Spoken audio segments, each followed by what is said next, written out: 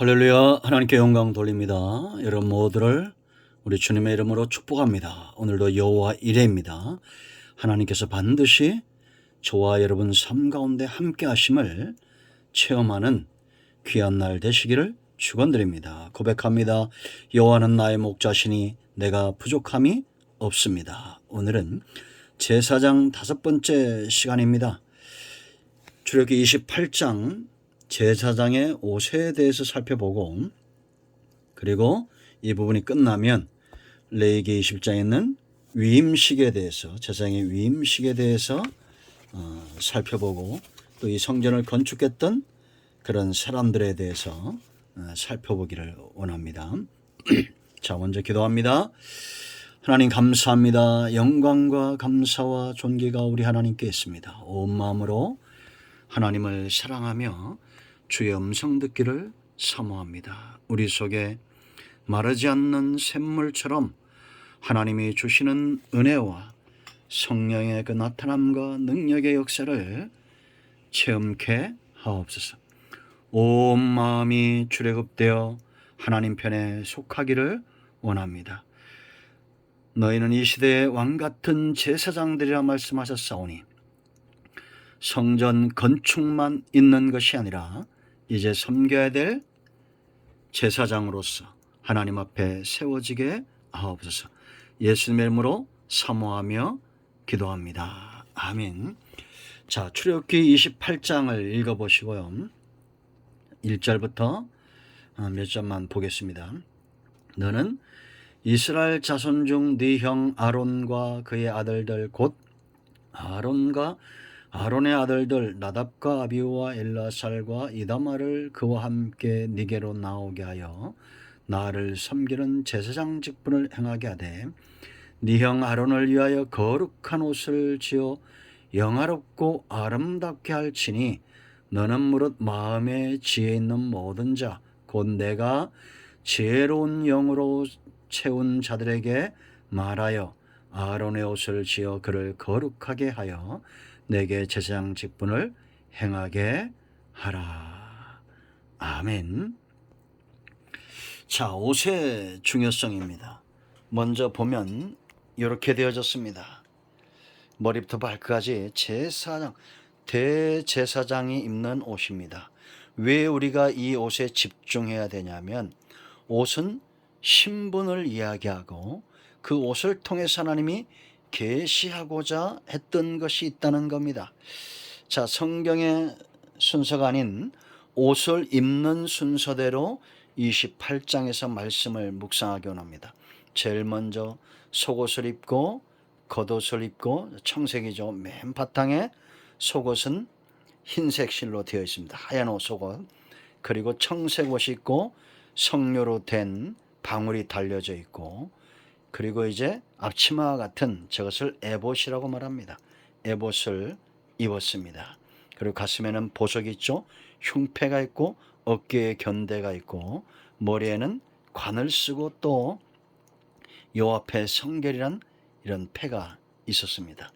이제 옷을 우리가 순서대로 입듯이 이 순서대로 살펴보면서 무엇이 정말 귀하고 우리에게 주시는 교훈이 어떤 것인가를 깨닫기를 원합니다.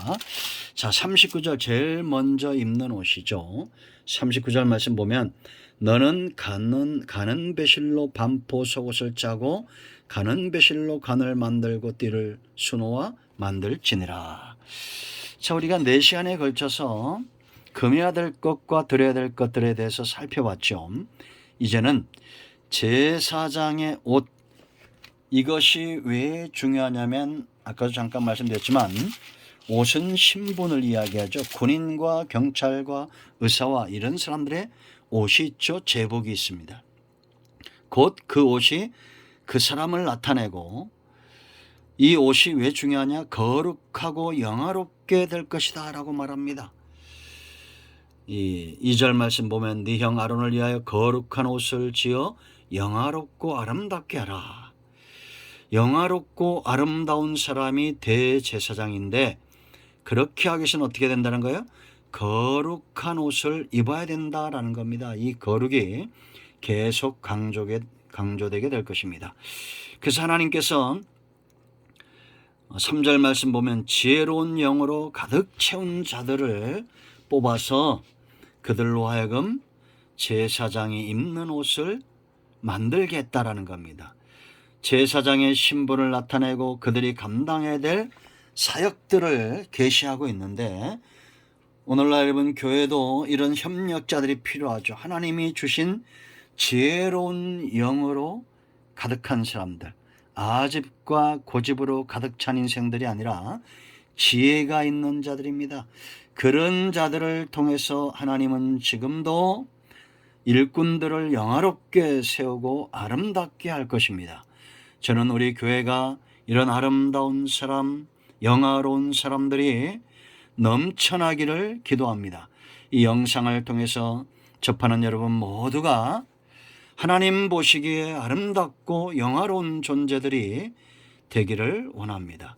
그러기 위해서는 하나님의 영으로 충만한 사람, 지혜의 영으로 충만한 사람들이 일어나서, 우리가 여러분 옷을 어떻게 만듭니까? 아주 공교하고 정교하게 세심하게 심혈을 기울여 그렇게 옷을 만들죠. 그렇게 만들어진 옷이 잘 보여집니다. 집도 보세요 여러분. 어떤 집들이 정말 아름답고 견고하고 영화로운 집인가? 좋은 재료를 쓴 게 아닙니다. 디테일이 완벽한 거죠. 아주 공교하고 정말 실력 있고 지혜로운 자들이 지은 집은 나무집이고 흙으로 지어도 그것이 가치가 있습니다. 하물며 하나님의 영으로 지혜롭게 된 자들이 집을 짓듯이 옷을 만들듯이 그렇게 공교하고 정교하게 만들어가는, 하나님의 영광과 복음을 위하여 수고하는 그런 성도, 그런 일꾼, 그런 교회의 모습은 얼마나 아름답고 영화롭겠습니까? 사람의 능력으로 만든 것도 사람의 마음에 감동을 주죠. 저는 여행지를 가봤는데 참 놀라운 것들을 많이 봤습니다. 사람의 능력이 참 대단하다, 이런 마음들이 들 때가 많았습니다. 근데 여러분 지금도 보면 하나님의 신으로 충만하여 그 옷을 입은 자들이 있습니다. 눈에 보이지 않지만, 말하지 않지만 보여지는 자들이 있다는 겁니다. 하나님의 영으로 충만한 사람, 지혜의 영으로 충만한 사람, 하나님이 그들과 함께하는 사람, 이런 사람들은 들레지 않습니다. 다투지 않습니다. 교만하지 않습니다. 오만하지 않습니다. 아집과 고집이 세지 않습니다. 성령이 이끄는 대로, 하나님이 이끄는 대로 하나님의 영으로 그 중심이 가득 차 있기 때문에 하나님이 원하시는 삶을 사는 자들입니다. 이들이 제일 먼저 만드는 옷이 뭐예요? 속옷, 반포 속옷입니다.